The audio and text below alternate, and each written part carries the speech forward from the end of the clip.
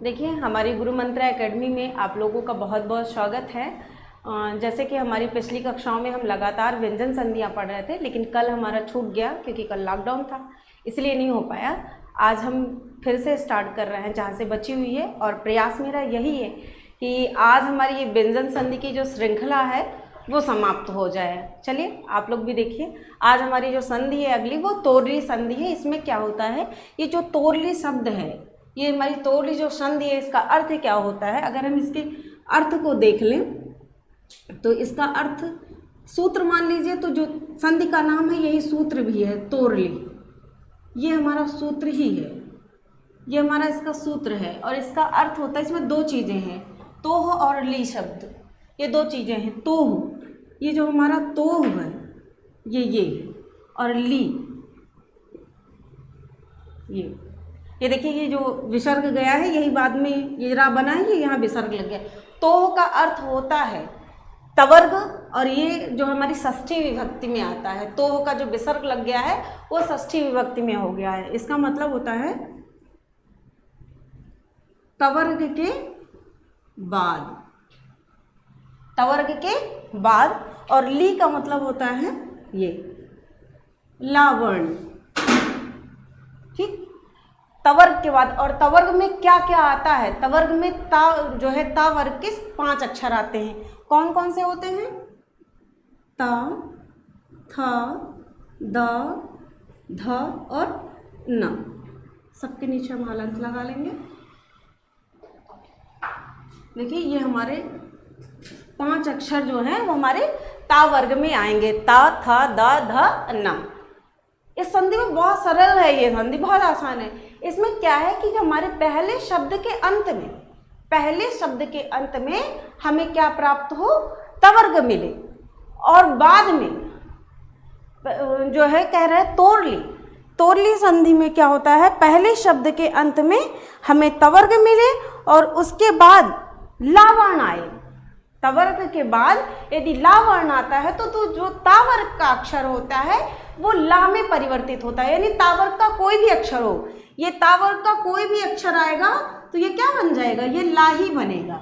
यदि तावर्ग के बाद ला अक्षर आए तो तावर्ग ला में बदल जाएगा। बस इतना सा जानना है। यदि पहली तरफ हमें तावर्ग का कोई अक्षर मिले, ये यदि हमें पहली तरफ तावर्ग का कोई अक्षर मिले और बाद में ला आए, और बाद में ला आए, तो इस तावर्ग के स्थान पर जो है वो ला हो जाएगा। अब तावर्ग के 5 अक्षरों में से कोई भी अक्षर आया हो, तावर्ग के 5 अक्षरों में से कोई भी अक्षर आया हो, और अगर यदि हमें बाद में ला वर्ण से शुरू होने वाला कोई शब्द मिलता है तो हमारा ये तावर्ग का अक्षर ला में बदल जाएगा। बस इतना ही इसका मतलब है। नहीं, तवर्ग के बाद यदि ला अक्षर आता है तो तावर्ग ला में परिवर्तित हो जाएगा। बस इतना हमें समझ लेना है। इसके लिए देखिए, इसके उदाहरण देख लीजिए। जैसे इसके उदाहरण क्या हैं, ये उदाहरण, ये जैसे उद और लिखित शब्द, ये उल्लिखित या लिखितम कर सकते हैं, ये हम ऐसे कर सकते हैं, उल्लिखितम कर देते हैं। देखिए, उद्दन लिखितम शब्द है हमारा। अब यहाँ हमें क्या मिला है, यहाँ क्या मिला है, यहाँ देखिए हमें दा मिला है। अब दा हम जानते हैं क्या है, ये तावर्ग का तीसरा अक्षर आता है। दो दा है, ये बहुत आसान है, 5 ही अक्षरों में हमें ढूंढना है। तो ये हमारा जो दा है ये तावर्ग का तीसरा अक्षर है, और ता के ये इसके बाद तवर्ग के बाद, यानी कहने का तात्पर्य ये हमारा तवर्ग आ गया। और बाद में हमें क्या मिल रहा है, ये लिखितम का हमें ये ला मिल रहा है। तब हमारा जो तावर्ग का अक्षर ये दा है, ये दा किस में बदल जाएगा, ला में बदल जाएगा। अब ये जो हमारा दा है वो ला में बदल जाएगा, और जब भी बदलेगा ये व्यंजन संधि है, आधे ही अक्षर होंगे। तब अब हमारा ये जब लिखा जाएगा तो ये हमारा लिखा जाएगा उल लिखितम, ये हमारा शब्द बनेगा। उल्लिखितम शब्द इस तरह से हमारा बन जाएगा। ठीक, हमने छोटी की मात्रा ला के पहले से इसलिए लगाई, जब भी हम आधा अक्षर कोई लिखते हैं तो हमें इस बात का ध्यान रखना चाहिए कि हम जो है, जब भी हम आधा अक्षर लिखें तो हमें इस बात का ध्यान रखना चाहिए कि हमेशा छोटी ई की मात्रा आधा अक्षर के पूर्व से लगानी है। नहीं, अब यहाँ देखिए, हमने आधा अक्षर ला आया था तो हमने इसके पूर्व जो है छोटी ई की मात्रा लगाई हुई है। इसके बाद देखिए अगला इसका उदाहरण, चलिए इसका उदाहरण जो है उसके बाद है ये देखिए, उसके बाद जैसे उद धन लेखा शब्द आपने पढ़ा होगा, उद धन लेखा। अब इसमें देखिए हमें क्या, यहाँ जाने रहिए इस संधि में दूसरे तरफ हमें ला ही मिलना है। पहले तरफ तावर्ग का कोई अक्षर मिलना है और दूसरे तरफ हमें ला मिलना है। तो इस तरह से यहाँ देखिए हमें दूसरे तरफ ला वर्ग मिला हुआ है और पहली तरफ जो है तावर्ग का अक्षर दा, यानी तीसरा अक्षर तावर्ग का मिला हुआ है। अब ये हमारा दा किस में बदल जाएगा, ला में बदल, यानी जो यहाँ है वही अक्षर ये बन जाएगा। तावर्ग का अक्षर अगर यहाँ ला है तो ये भी ला में बदल जाएगा, बस ये ला ही बनेगा। अब ये जब बन के हमारा तैयार होगा तो ये बन जाएगा उल्लेखा शब्द। आप पढ़ते ना उल्लेख करना, किसी चीज़ का वर्णन करना, तो ये वही है। इसके बाद देखिए अब एक उदाहरण और है, ये जैसे तद धन लय शब्द बनता है, ये तद धन लय शब्द बनता है। अब देखिए यहाँ दा आया है, यहाँ ला आया है, ठीक, यहाँ दा आया है, यहाँ हमारा ला आया है। इस तरह से जो हमारा देखिए यहाँ हमारा जो है यहाँ दा आया है, यहाँ हमारा ला आया हुआ है। तो अब देखिए ये हमारा तावर्ग का अक्षर है दा, ठीक, और ये हमारा ला आया है। अब ये हमारा ता जो है वो ला में बदल जाएगा। अब जब बदल जाएगा तो ये हमारा हो जाएगा ये तल्लय शब्द बन जाए। इसी तरह से हमारा ये जैसे तद धन लीना शब्द आता है, ये यहाँ भी देखिए तावर्ग का अक्षर दा आया है और लीना का ला है, तवर्ग के बाद लावर्ग आया है। अब ये तावर्ग ये दा जो है हमारा ला में बदल जाएगा। अब ये जब बनेगा तो ये तल्लीना शब्द इस तरह से बनेगा। इसमें बस हमें यही करना है, तावर्ग का कोई भी अक्षर आए हमें उसे ला में बदलना है। इसका एक उदाहरण जो बहुत महत्वपूर्ण होता है वो ये है, देखें इसको, इसका जो एक उदाहरण बहुत महत्वपूर्ण है कि हम करते हैं, ये हमने मिटा दिया था, ये ले लिखा हुआ था, ठीक। इसका जो एक महत्वपूर्ण उदाहरण मिलता है ये बहुत पूछता है, ये विद्वान और लिखति शब्द पूछता है, विद्वान लिखति, ये शब्द बहुत पूछता है, विद्वान लिखति। अब देखिए हमें यहाँ क्या मिला है, यहाँ क्या मिला है, ये देखिए ना मिला है। ना जो है तावर्ग का 5वां अक्षर है और हम ये जानते हैं कि ये अनुनासिक भी है। ये जो हमारा ना है ये अनुनासिक है, इसका उच्चारण स्थान कहाँ से होता है, नासिका से होता है, जो पंचम वर्ण होते हैं। और ये लिखितम में ला जो है, ये लावर्ण में हमें तावर्ग के बाद लावर्ण मिला है। अब ये हमारा जो ना है वो किस में बदल जाएगा, इस ला में बदल जाएगा। लेकिन याद रखिए जब भी कोई अनुनासिक वर्ण ला में बदलेगा तो वो ला खाली ला नहीं होगा, वो अनुनासिक ला में बदलेगा। वो किस में बदल जाएगा, अनुनासिक ला में बदल जाएगा, ठीक। क्यों, क्योंकि ये पंचम वर्ण है, पंचम वर्ण जो रहेगा वो जब ला में बदलेगा तो वो अनुनासिक में बदलेगा। अब जब हमारा ये बनेगा तो ये हमारा हो जाएगा इस तरह से विद्वान और ये लिखति, ये हमारा शब्द बनेगा। ये हमारा कहने का मतलब चाहे हम यहाँ लगाएं चाहे ना लगाएं, लेकिन हमें याद रहना चाहिए कि जब जो हमारा ये ला होगा, ये ला हमारा अनुनासिक होगा, अनुनासिक। जो हमारे पंचम वर्ण होते हैं वो अनुनासिक वर्ण होते हैं, जो हमारे पंचम वर्ण होते हैं वो अनुनासिक वर्ण होते हैं, सभी वर्गों के जो 5वें अक्षर होते हैं। तो यहाँ ना आया, अब ना ला में बदला, लेकिन ये ला में खाली नहीं बदलेगा, यह अनुनासिक ला में बदलेगा। यानी इसके साथ जब हम लिखेंगे इसको तो यहाँ हम चंद्रबिंदी का प्रयोग करेंगे। याद रखिए चंद्रबिंदी जहाँ आती है उसके बाद उसका उच्चारण होता है, जैसे अनुस्वार जहाँ आता है उसके बाद उच्चारण होता है। तो यहाँ छोटी ई की मात्रा होने के कारण यहाँ ला जो है छोटी ई की मात्रा आगे होने के कारण ला जो है इसके अंदर लिख उठा है और ये अनुस्वार यहाँ पे लग गया, क्योंकि दा के बाद ना था इसीलिए दा पे अनुस्वार लग गया। इसी तरह से एक शब्द और इसका है ये महान धन लाभा, ये शब्द भी मिलता है हमारा। अब यहाँ देखिए हमें क्या मिला हुआ है, यहाँ भी हमें पंचम वर्ण ना मिला हुआ है, तो ये ना ला में परिवर्तित होगा, ये ना ला में परिवर्तित होगा, लेकिन कैसे?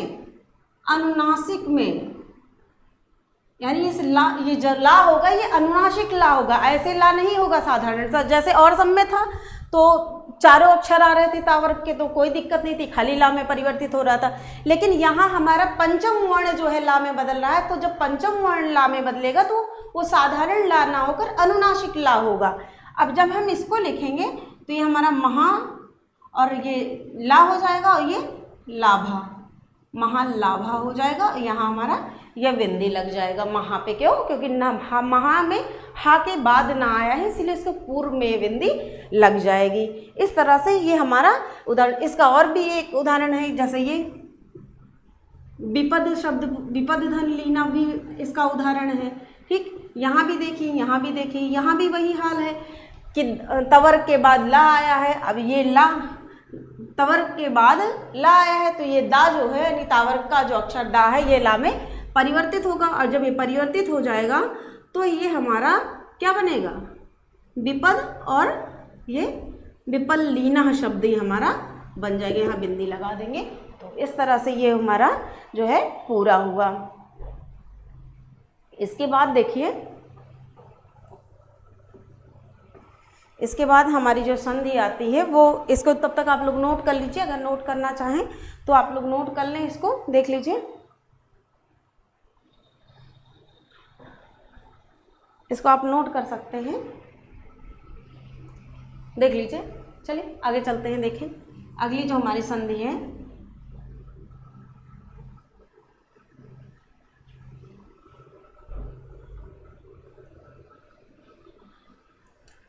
देखिए थोड़ा सा हम शीघ्रता भी किए हुए हैं। जैसे एक है, अगली संधि है, इसको कह सकते हैं परसवर्ण। ये परसवर्ण, ये परसवर्ण संधि है। ठीक, इसका सूत्र जो होता है वो सूत्र है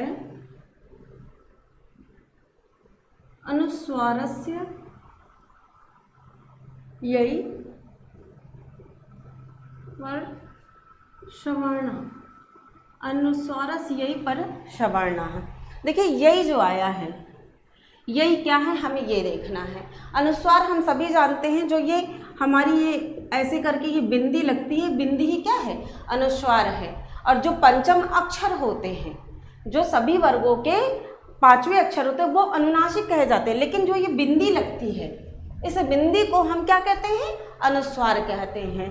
तो यहाँ अनुस्वार की बात कर रहा है। परसवर्ण संधि जो है ये अनुस्वार में परिवर्तन करता है, लेकिन कब करता है ये हमें देखना है। ये कहता है कि जब पदांत अपदांत यानी पद के मध्य में, ये कहता है जब अपदांत अर्थात पद के मध्य में कोई, यहाँ जो शब्द संधि विच्छेद में हमारे दो शब्द मिलेंगे, जो पहला शब्द हमें मिलेगा वो ऐसा शब्द नहीं होगा कि उसका कोई अर्थ निकल के आए, वो शब्द के मध्य में होगा। जैसे अगर हम इसको मिला के दिखाते हैं, आपको अगर शब्दों को जोड़ कर दिखाते हैं, जैसे एक शब्द हमारा मिलता है, ये कुंठित शब्द मिलता है।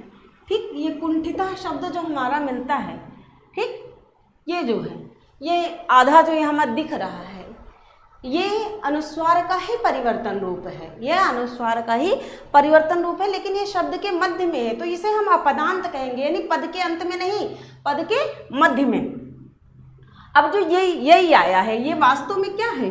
यह है, ये है, और यह क्या है? ये एक प्रत्याहार। जो हमारे 42 प्रत्याहार हैं, अभी तक हमने देखा जितनी भी संधियां पढ़ी उनमें हम लोगों ने प्रत्याहार का प्रयोग खूब देखा, तो यह भी एक प्रत्याहार है।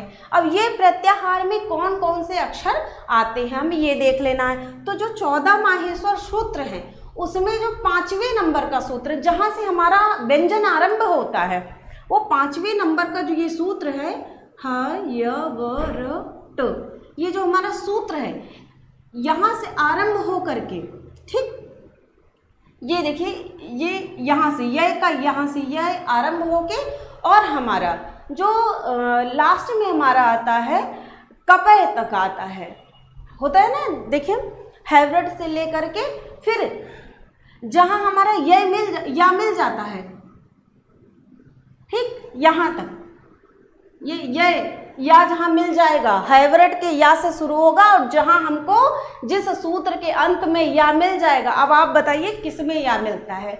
खप छटक चत्तो, उसके बाद कपय आता है, कपय, ये हमको आपको एक सूत्र मिलता है, चलिए हम लिख दे रहे हैं, कपय।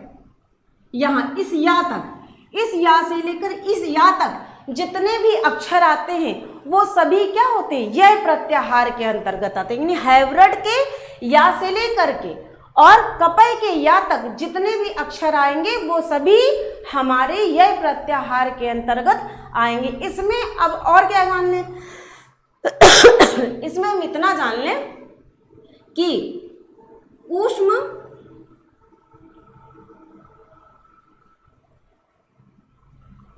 व्यंजन को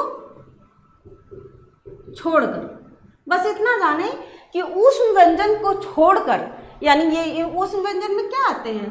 शा, शा, शा और हा।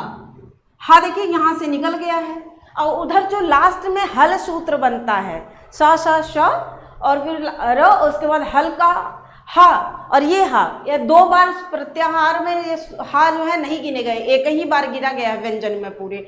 तो ये हा और वो हा जो लास्ट में था वो एक ही माने गए हैं। तो हा को छोड़कर, यानी इस हा को और इन तीनों सा को छोड़कर, इन उस व्यंजन को छोड़कर बाकी जितने भी व्यंजन वर्ण हैं, यानी सभी व्यंजन वर्ण जो है वो हमारे यह प्रत्याहार के अंतर्गत आते हैं। खाली हम उस व्यंजन को छोड़ दें, बाकी जितने हमारे, हम खाली उस व्यंजन को छोड़ दें, बाकी हमारे जितने अक्षर हैं वो सभी कहाँ आएंगे? यह प्रत्याहार के अंतर्गत हमारे अक्षर आ जाएंगे।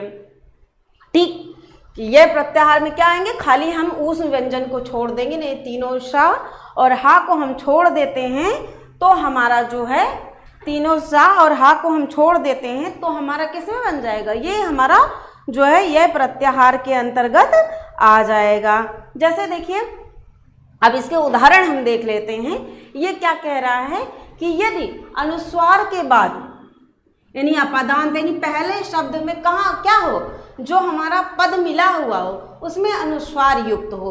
अगर वो यहाँ अनुस्वार होता है, ठीक, यदि अनुस्वार के बाद यह प्रत्याहार का कोई यण आएगा, कह रहा है यदि अनुस्वार के बाद यह प्रत्याहार का कोई वर्ण आएगा, ठीक, तो जो यहाँ आएगा, जो अक्षर इधर आएगा, यह प्रत्याहार का जो भी अक्षर आएगा वो उसी वर्ग का, जो अक्षर यहाँ होगा उसी वर्ग के ये 5वें अक्षर में बदल जाएगा। यानी जो ये अनुस्वार होगा, ये हमारा पहले शब्द में जो अनुस्वार लगा होगा, वो अनुस्वार यह प्रत्याहार का जो अक्षर आया होगा उस अक्षर के 5वें अक्षर में, उस अक्षर के वो अक्षर जिस वर्ग का होगा उस वर्ग के 5वें अक्षर में बदल जाएगा। बस यही हमें करना। और 5वां अक्षर सब लोग जानते हैं क्या होता है, आप सभी जानते हैं। जैसे का वर्ग का ये ंगा होता है, फिर चा का या होता है, फिर टा का ड़ा होता है, और ता का ना होता है, और पा का मा होता है। यही हमारे 5 अक्षर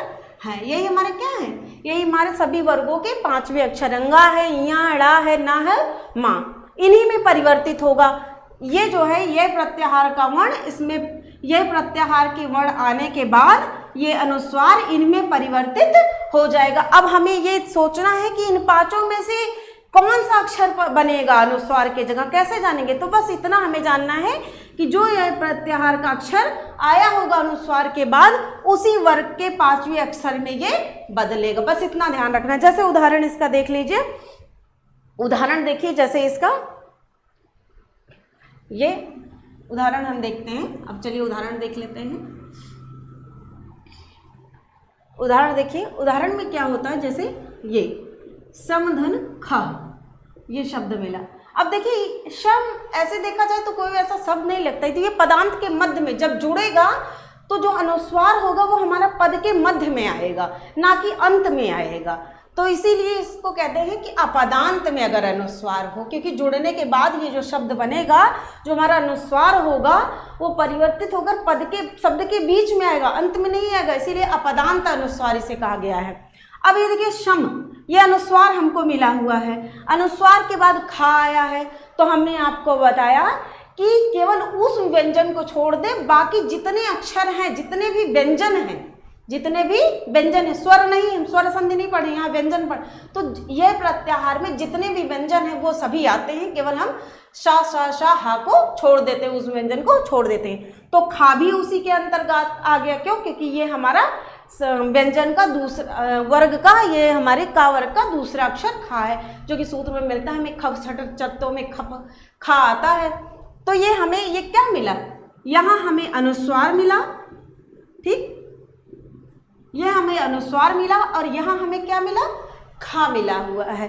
खा क्या है? ये प्रत्याहार का वर्ण है। अब ये इसके कारण तो जो हमने आपको बताया था, ये ंगा, फिर या, फिर हमारा जो है टा, फिर हमारा, और फिर ये ना, ये जो पांचों हमने बताया था, जो यहाँ आया होगा, यानी ये परिवर्तन अनुस्वार का होगा, लेकिन इस अनुस्वार के जगह इन पांचों में से कौन आएगा, ये निश्चय हमारा ये यहाँ आया हुआ यह प्रत्याहार का अक्षर करेगा। अब जैसे हमारा खाया हुआ है, अब खा पहले हमें ये देखना है किस वर्ग में आता है। खा हमारा अक्षर, ये प्रत्याहार का खा अक्षर किस वर्ग में आता है, उसी वर्ग के पांचवें अक्षर में बदल जाएगा। तो हम जानते हैं खा हमारा का वर्ग का दूसरा अक्षर है, ठीक। तो कहने का तात्पर्य है जो ये हमारा अनुस्वार बदलेगा वो का वर्ग के पांचवें अक्षर में परिवर्तित हो जाएगा। तो हमें यहाँ इन पांचों अक्षरों में से देखना है कि जो ये इन पांचों में से कौन सा अक्षर है जो का वर्ग का पांचवा अक्षर है, या ये मैं कहे खा वर्ग का पांचवा अक्षर है, ठीक। तो ये अनुस्वार जब बदलेगा तो हम सभी जानते हैं जो हमारा ंगा आता है, अनुनासिक वर्ण ंगा आता है, पंचम वर्ण, वो का वर्ग के अंतर्गत ंगा आता है। अब ये जब हमारा अनुस्वार बदलेगा तो हमारा अनुस्वार किस में बदलेगा, इसमें बदल जाएगा। आधा है इसलिए आधा में ही बदलेगा, क्योंकि व्यंजन में सभी आधे रहेंगे। अब ये जब बदलेगा तो ये हमारा हो जाएगा इस तरह से, ये शंख शब्द इस तरह से हमारा बन जाएगा। उसके बाद देखिए, ठीक आया समझ में? देखिए यहाँ हमारा अनुस्वार बदल करके ंगा हुआ था शंख, ये शब्द हमारा बन गया। इसी तरह से हमारा जैसे एक शब्द मिलता है हमें अंग और चिता, ये शब्द हमारा मिलता है अंग और चिता। यहाँ याद रखिए पहला वाला हमें पदांत मिलेगा, यानी जब जुड़ेगा ये शब्द तो पद के मध्य में अनुस्वार आएगा। देखिए पद के मध्य में अनुस्वार आया है, अंत में नहीं आया है, इसीलिए अपदांत बोला गया है। अब देखिए यहाँ हमें अनुस्वार मिला और यहाँ हमें यह प्रत्याहार का वर्ण मिला। अनुस्वार के बाद हमें यह प्रत्याहार का वर्ण चा मिला हुआ है, ठीक। क्यों? क्योंकि ये सा सा श हमें नहीं आता, केवल हम उस व्यंजन को छोड़ेंगे, बाकी जितने व्यंजन है वो सभी जो है हमारी यह प्रत्याहार के अंतर्गत। अब यहाँ चा आया है, अब हमें ये देखना है कि चा वर्ण जो है वो हमारा किस वर्ग के अंतर्गत आता है। तो हम सभी जानते हैं ये चा वर्ण जो है हमारा चा वर्ग का पहला अक्षर है। अब चा वर्ग का हमें ढूंढना है इन पांचों में से पांचवा अक्षर क्या होता है। तो हम सभी जानते हैं कि पांचवा अक्षर हमारा यहाँ होता है, चा वर्ग का पांचवा अक्षर यहाँ होता है। कहने का तात्पर्य है जो यहाँ आया होगा उसी वर्ग के पांचवें अक्षर में ये अनुस्वार हमारा बदलेगा। अब ये जब हमारा बदलेगा तो हमारा ये ऐसे बन जाएगा, ठीक। और जब जोड़ के लिखेंगे तो इस तरह से हमारा ये अंचितः शब्द हमारा मिलकर बन जाएगा। इस तरह से हमारे ये बनेगा। इसी तरह से और भी बहुत चीज़ें हैं, जैसे और उदाहरण देख लें। एक मन धन चह ऐसे करके बनेगा। अब इसमें देखिए यहाँ माँ पे अनुस्वार है और यहाँ चा वर्ण आया हुआ है जो ये प्रत्याहार के अक्षर के अंतर्गत आएगा।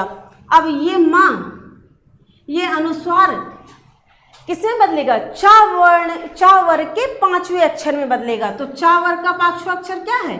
यहाँ है। तो ये अनुस्वार हमारा यहाँ में बदल जाएगा, ठीक। आधे यहाँ में बदलेगा। अब जब ये बदल जाएगा तो हमारा ये बन जाएगा इस तरह से मनचाह शब्द बनेगा। देखिए वैसे तो हमारे नाम में भी ये संधि बड़े अच्छे से होती है, लेकिन यहाँ आप देखते रहिए, जब भी हमें याद रखिए। इसीलिए जब हम लिखते हैं, हमारी शुद्धि की लिखने की बात होती है, तो कहाँ हमें अनुस्वार लगाना चाहिए, कहाँ आधा ना लगाना चाहिए, कहाँ आधा इया का प्रयोग होना चाहिए, ये शुद्धता हमें इसी संधि के माध्यम से मिलती है। बाकी तो लिखने के लिए हम लिख देते हैं, जैसे बहुत सारे लोग लिखते हैं तो प्रांजल शब्द बहुत लोग ऐसे करके लिख देते हैं, ज़्यादातर नाम वगैरह में मिलता है, लेकिन वास्तव में ये शुद्ध नहीं है। प्रांजल शुद्ध ये होता है, ये प्रांजल आपका शुद्ध है। इसी तरह देखिए व्यंजन लिखते समय ज़्यादातर प्रयोग ये लिखते हैं, लेकिन आपने देखा होगा हम व्यंजन लिखते हैं तो हमेशा व्यंजन वर्ड जो लिखा जाता है वो इस तरह से लिखा जाएगा। क्यों? क्योंकि हम इसका नियम है कि यदि जो है अनुस्वार के बाद यह प्रत्याहार का कोई वर्ण आता है, यदि अनुस्वार के बाद यह प्रत्याहार का कोई वर्ण आता है तो वो अनुस्वार उसी यह प्रत्याहार का जो अक्षर आया होगा, यानी यह प्रत्याहार में केवल ऊष्म व्यंजन नहीं रहते, बाकी सभी रहते हैं, तो जो आया होगा उसी के 5वें अक्षर में बदल जाएगा। नहीं उन्हीं पांचों जो हम 7वें सूत्र के अंतर्गत महसूर सूत्र में रखते हैं उसके अंतर्गत ये हमारा बदल जाएगा। इसी तरह से और भी कई सारे इसके आपको उदाहरण मिलेंगे, जैसे ये देखिए म पेन की बिंदी और दा है, ये शब्द हमारा मिलेगा आपको। तो यहाँ भी देखिए ये अनुस्वार के बाद ये दा आया है, दा हमारा यह प्रत्याहार के अंतर्गत आता है।